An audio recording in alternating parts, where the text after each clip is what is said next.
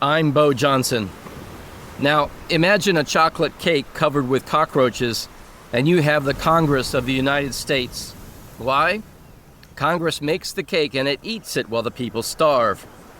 Congress, it may be said rather firmly, is the primary architect of the greatest fraud.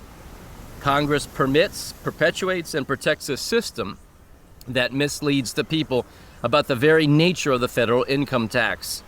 And nowhere is this deceit more clear than in the one statute that Congress hopes Americans will not read.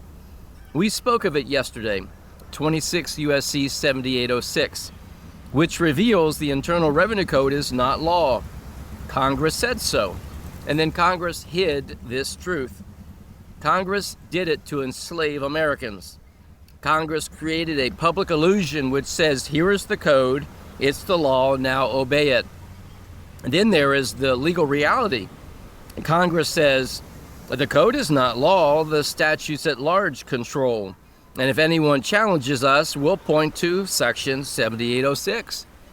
Congress knows the difference. Congress hides the difference. And Congress benefits from this confusion. This is the betrayal that the Liberty Dialogues exposes. Most members of Congress enter office knowing little to nothing about the statutes at large. They know little to nothing about positive law rules, jurisdictional limits, constitutional boundaries, or the lawful scope of federal power. But once absorbed into the institution, once entrenched with power, they learn the unspoken rule: preserve the system, even when the system violates the Constitution. Ignorance becomes indifference. Indifference becomes complicity. Complicity becomes policy. Congress does not correct the deception. Congress sustains it. Congress was created to protect the people from federal overreach, but instead it fuels that very overreach.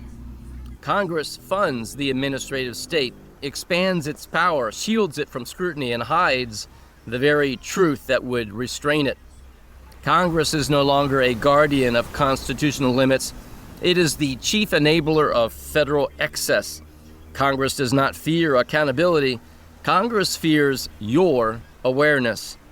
Because once the people understand jurisdiction, once they understand the supremacy of these statutes at large, and once they understand what 7806 actually reveals, the illusion that Congress built begins to collapse. The crisis in America does not originate with agencies, it originates with Congress. The institution that writes the statutes, hides the disclaimers, oversees the agencies, and refuses to educate the public, and knowingly sustains a system that it knows is dishonest.